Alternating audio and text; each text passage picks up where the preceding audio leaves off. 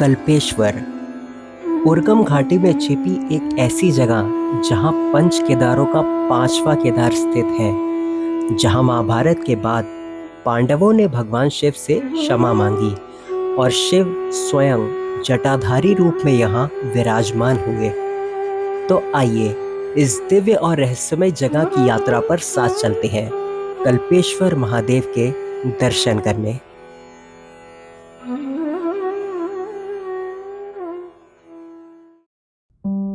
दिल्ली से ऋषिकेश आने के बाद मैं पहुंचा ऋषिकेश के बस स्टैंड और यहाँ से मुझे एक बस मिल गई। अब मुझे जाना था जोशीमठ और मैं आपको बता दूं कि जोशीमठ के लिए यहाँ से डायरेक्ट बस नहीं मिलती। यहाँ से जो बस मुझे मिली वो मिली मुझे कर्णप्रयाग तक की।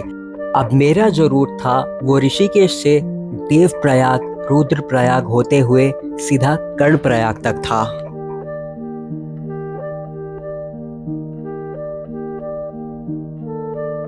सुबह 5:30 बजे मैंने ऋषिकेश बस स्टैंड से जो बस ली थी उसने करीब 11:30 बजे मुझे कर्णप्रयाग उतार दिया था। और कर्णप्रयाग से जोशीमठ तक के लिए आपको शेयरिंग जीप्स आराम से मिल जाती है, जैसे मुझे मिल गई। अब इस वक्त बद्रीनाथ धाम के कपाट बंद थे और उसे खुलने में करीब 1 महीना बाकी था, तो एक तरह से ये ऑफ सीजन था और मुझे इस रूट पे हलचल थोड़ी कम लगी। शेयरिंग जीप्स को भरने में थोड़ा टाइम लग रहा था, लेकिन जब बद्रीनाथ धाम के कपाट खुले होते हैं तो आपको बसेस और शेयरिंग जीप्स के बहुत ऑप्शंस मिल जाते हैं। और करीब 2 बजे मैं पहुंचा हेलंग। हेलंग ही वो जगह है जहां से उर्गम घाटी जाने के लिए एक रास्ता कटता है और उर्गम घाटी में ही थी मेरी मंजिल कल्पेश्वर महादेव।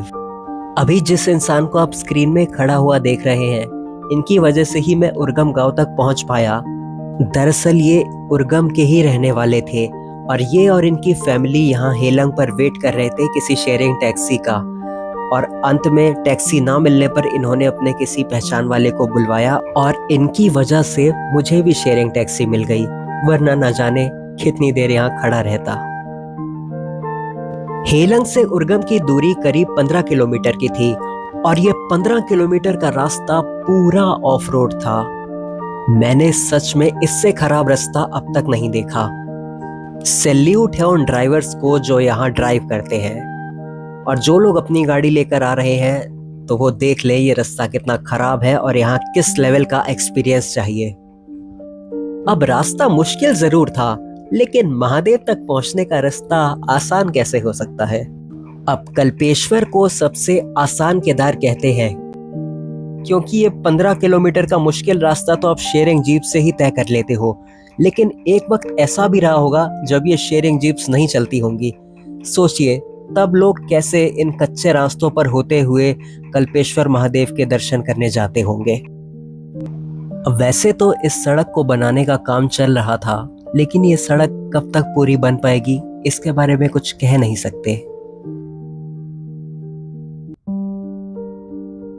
ऐसा भी नहीं है कि ये पूरा रास्ता खाली था, बीच में इक्के दुक्के घर दिख रहे थे। रास्ते में अब कुछ और घर दिखने लगे और मुझे समझ आ रहा था कि मैं उर्गम गांव के बहुत ही करीब पहुंच चुका हूं और करीब 3:45 के आसपास मैं फाइनली पहुंचा उर्गम।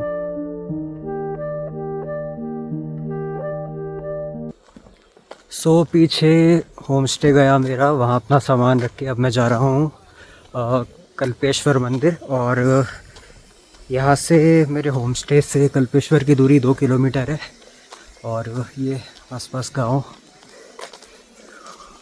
ये रास्ता जा रहा है कल्पेश्वर मंदिर की तरफ और यहाँ देखिए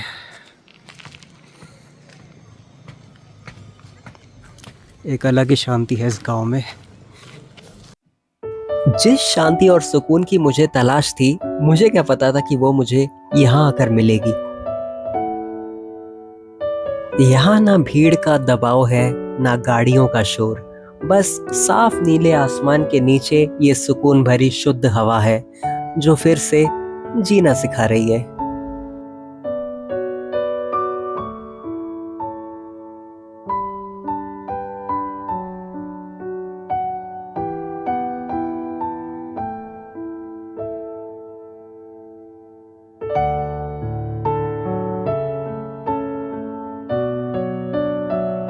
मतलब इस गांव में आकर एक तो बहुत ही अच्छा लग रहा है, बहुत ही ज़्यादा सुकून है यहाँ पर, और एक अलग ही वाइब है जो आपको मतलब भीड़ भाड़ से एकदम डिस्कनेक्ट कर देती है, और एक अलग ही ऑरा है यहाँ का। तो मैं यही रिकमेंड करूँगा कि एक बार यहाँ पर आप ज़रूर आएँ। मंदिर जाते जाते मुझे काफी देर हो गई थी। इस बात का अंदाजा आप इस चीज से लगा सकते हैं कि जब मैं मंदिर की तरफ जा रहा था तो मुझे सामने से लोग आते हुए दिख रहे थे और जाने वाला मैं बस अकेला ही था। एक तरफ मन था कि यहाँ आराम से बैठकर यहाँ के वातावरण को महसूस करूं, और दूसरी तरफ एक जल्दी थी कि कहीं मंदिर ना बंद हो जाए।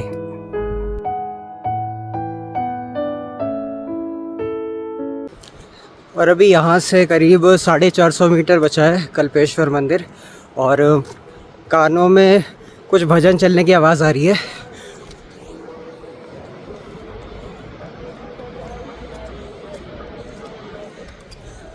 मैं जानता नहीं आप सुन पाए कि नहीं, लेकिन पास से ही मतलब भजन की आवाज़ आ रही है, और इससे ये प्रतीत हो रहा है कि हम मंदिर के बहुत करीब पहुँच चुके हैं।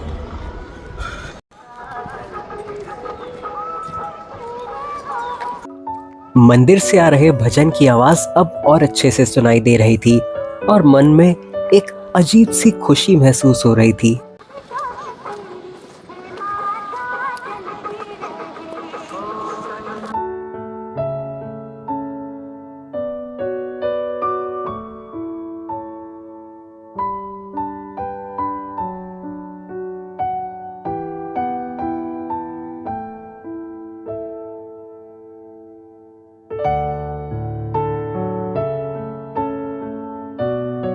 मंदिर और मेरे बीच की दूरी जो शुरुआत में करीब 500 किलोमीटर की थी, अब 500 मीटर भी नहीं बची थी।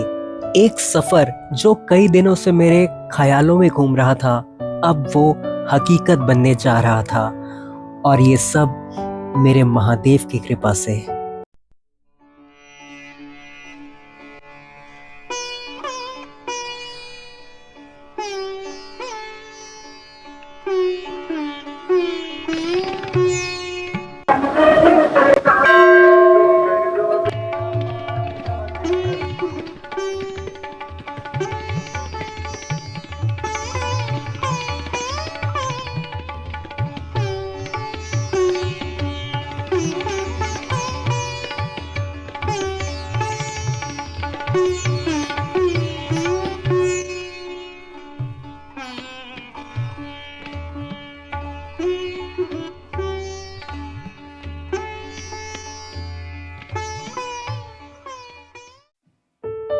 दर्शन हो चुके थे और अब मेरे पास पूरा वक्त था इस जगह से घुल मिल जाने का। अब बड़ा मन था कि यहाँ का कल्चर जानूं, यहाँ के लोगों से मिलूं, पर मैं ठहरा इंट्रोवर्ट, लेकिन कोई था जिसने मेरी इंट्रोवर्टनेस निकाल दी। और ये वीडियो चालू हो चुका है और मैं गुड़गांव में घूम रहा था, तो मतलब मिले ये सब। मेरे को कैसा लगा? आपको मेरे फ़ोन की क्वालिटी कैसी लगी? बढ़िया बढ़िया लग रही है। ये किसके साथ है? ये मेरा छोटा है लड़का। अच्छा, ये हेलो हेलो ये क्या है? पहाड़ी नींबू? इतना बड़ा हमारे में इतने इतने से मिलते हैं। हाँ।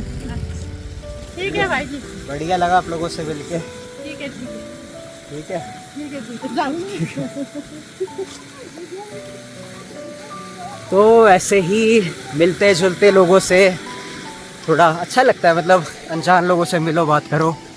और मतलब उन लोगों ने मतलब मेरा ट्राइपॉड देखा और वो पूछ रहे थे कि कितने का है, क्या है, तो ऐसे बात शुरू हुई। मैं तो ठहरा इंट्रोवर्ट, मैं बातें नहीं कर पाता, तो उन्होंने ऐसे ही ट्राइपॉड देखा और मतलब बात शुरू करी कि कैसा है ट्राइपॉड। ऐसे ही बात शुरू हो गई। मतलब अच्छा है, मतलब लोग अच्छे हैं, आगे खुले दिल के। पहाड़ों में कोई दिक्कत नहीं है भाई, मतलब लोग अच्छे होते हैं और बातचीत हो जाती है। मतलब दिल खोल के एक बार बात शुरू होने की देर है तो बातचीत हो जाती है बढ़िया। ये है आपका खूबसूरत सा देवग्राम। अभी 6 बज चुके हैं, थोड़ी देर में अंधेरा हो जाएगा, और मतलब कितना खूबसूरत लग रहा है। कुछ ही पलों में इस जगह ने मुझे अपना बना लिया था।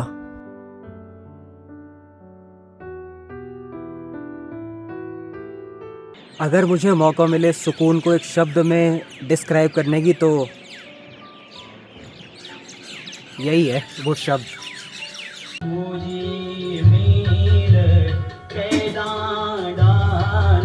शाम के कुछ 7 ही बजे थे और टेबल पे डिनर लग चुका था। तो शाम के 7:15 हो चुके हैं और अंधेरा आप देख रहे हैं पूरी तरह से हो चुका है यहाँ पर। और जो हमारे भैया थे जिन्होंने हमें टैक्सी में यहाँ छोड़ा था, उन्होंने बताया था कि यहाँ जो हमारा स्टे है उसकी सबसे ख़ास बात यह है कि टैक्सीज़ हमारे सामने ही होगी जो हमें वापस छोड़ेगी, यहीं से चलेगी टैक्सी। और देखिए सामने ही लगी हुई है टैक्सी। ये मतलब जोशीमठ या ऋषिकेश के लिए भी मिल जाती है कभी कभी, तो जोशीमठ हमें यहाँ से छोड़ देगी। फ़ोन को तो मैं बीच बीच में पावर बैंक से चार्ज कर रहा था, लेकिन इस बॉडी का क्या। तो अब वक्त मिला मुझे आराम करने का, खुद को चार्ज करने का।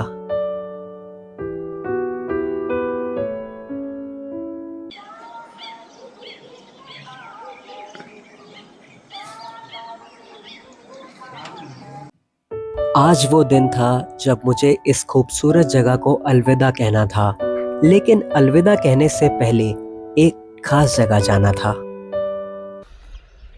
तो पास ही में एक मंदिर है, जैसे 5 केदार है वैसे 5 बद्री है, तो उन्हीं में से एक है ध्यान बद्री। तो मैं वहीं जा रहा था और रास्ता में गूगल मैप लगाया मैंने, तो मेरे को मैं गलत ही पहुंच गया। पता नहीं गूगल मैप्स कभी सही दिखाता है कभी गलत दिखाता है। बाकी अभी लोकल लोगों से पूछा है तो वो आगे बता रहे हैं। तो वहाँ जाते हैं, कहते हैं वहाँ बड़ी शांति है। तो बाकी यहाँ तो आप देखिए आसपास पूरा, ये भी एक मंदिर है और पता नहीं शायद इस तरफ से रास्ता है, मैं नहीं जानता कहाँ से है रास्ता, थोड़ा पूछ के ही जाना पड़ेगा। बाकी जगह देखिए कितनी खूबसूरत लग रही है पूरी। जीपीएस ने तो धोखा दे दिया, 10 मिनट से घूम रहा हूँ इधर उधर, बट अभी किसी लोकल से पूछा तो उन्होंने बताया नीचे से रास्ता, तो समझ आ गया। तो अब देखता हूँ पहुँच पाता हूँ कि नहीं। बाकी गांव की थोड़ी सैर हो गई। गांव बड़ा खूबसूरत सा है, आसपास आप देखिए।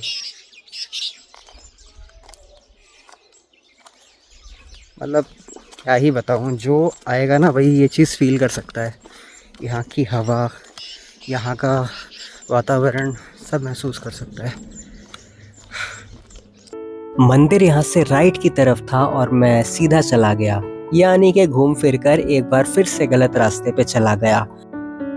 मैं यूं ही पागलों की तरह भटकता रहता, लेकिन भला हो उस लेडी का जिन्हें मैंने अपनी इस प्रॉब्लम के बारे में बताया कि मैं 2-3 बार गुम हो चुका हूँ, और उन्होंने अपने बच्चे ही भेज दिए मेरे साथ कि जाओ इन्हें मंदिर तक छोड़ कर आओ, और तब जाकर फाइनली मैं मंदिर तक पहुँच पाया। Thank you.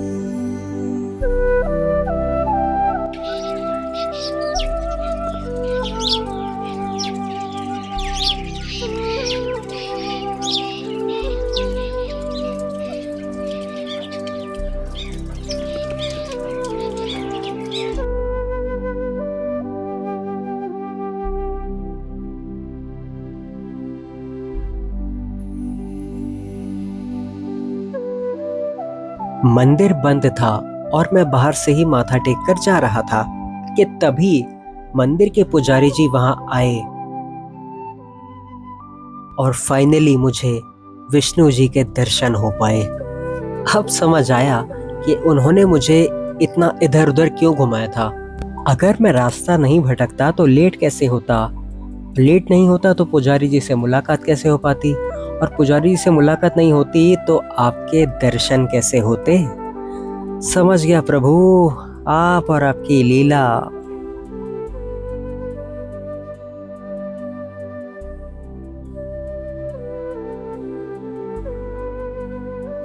अब वक्त था वापस आने का, लेकिन वापस आने से पहले बहुत ही प्यारा नजराना मिला मुझे इस गांव से, मानो जैसे ये गांव मुझे खाली हाथ नहीं भेजना चाहता था।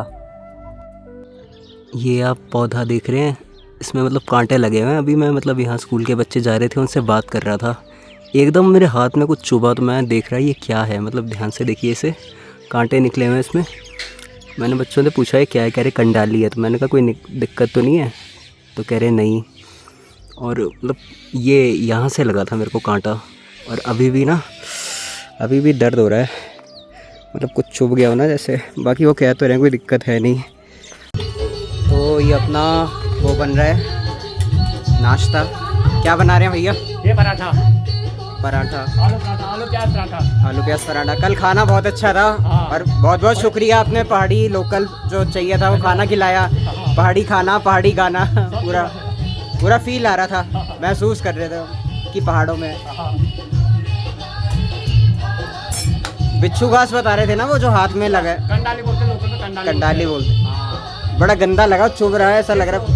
तो खुशी टाइप होती है, उस पर चुभ जाता है। हाँ चुभ जाता है, बाकी कोई नुकसान तो नहीं है। उसकी सब्जी बनती है बढ़िया। हाँ तो सब्जी बनती है उसकी, ये कंडाली के साथ बहुत बड़ा होता है। अच्छा। तो यहाँ हमारा होम स्टे है और यहाँ टैक्सियाँ लगी है। क्यों लगी है? क्योंकि यह है टैक्सी स्टैंड और यहीं पर मैंने मतलब वो खाया था खाना रात का, और यहीं पर मैं अपना वो करूँगा अभी ब्रेकफास्ट और फिर निकलूँगा वापसी के लिए। और बहुत अच्छा खाना बनाते हैं ये, और ये होम स्टे है। ये मैं अभी आपको दिखाता हूँ, इसकी डिटेल लेता हूँ। अगर आपको यहाँ रुकना हो तो मतलब कांटेक्ट कर सकते हैं दिए हुए नंबर पे। तो एक चीज़ मैं आपको बताना चाहता हूँ कि यहाँ से टाइम से निकल जाना। मेरे को 10 बज गए हैं, तो अभी कोई बंदा नहीं है, तो मेरे को अकेले 1000 रुपये देकर इस गाड़ी में जाना पड़ रहा है वापस हेलंग। तो टाइम से सुबह निकल जाना 8-9 बजे तक। मैं तो नाश्ते के चक्कर में थोड़ा लेट हो गया, तो ये दिक्कत आ गई। इस आखिरी निवाले के साथ मैं बस उन लम्हों को समेटने की कोशिश कर रहा हूँ जो अब यादें बनने वाले हैं। शहर की उस बेमतलब की भागदौड़ में मैं शायद फिर से खो जाऊं। वही ट्रैफिक, वही शोर, वही मशीनी जिंदगी, पर यहाँ की ये सादगी, ये बेफिक्र रास्ते और यहाँ के मुस्कुराते हुए चेहरे अब मेरी रूह का हिस्सा बन चुके हैं। लोग कहते हैं हम पहाड़ों पर घूमने आते हैं, पर सच तो ये है कि हम यहाँ खुद को ढूंढने आते हैं। कल्पेश्वर की इन वादियों को, यहाँ की शुद्ध हवा को और इन पहाड़ों की गोद को मैं कभी नहीं भूलूंगा।